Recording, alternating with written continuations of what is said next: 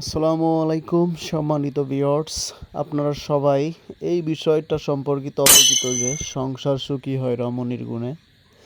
তো যেহেতু দেখতে পাচ্ছেন একটা গৃহকর্মী বা একটা গৃহিণী যদি সে ইচ্ছা করে তাহলে কিন্তু আসলে এই সব কিছু সম্ভব।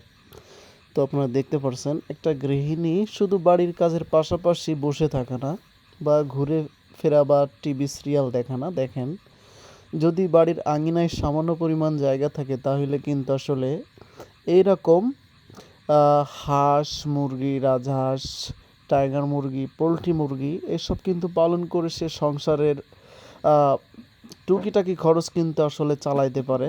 তো তার জলিজন্ত উদাহরণ কিন্তু আসলে এই ভিডিওটা। তো যে সমস্ত গৃহিণী মা বোনরা আছেন তারা অবশ্যই আপনারা আপনাদের কাজের পাশাপাশি এই টুকিটাকি হাঁস পালন মুরগি পালন করতে পারেন। সবাই ভালো থাকবেন।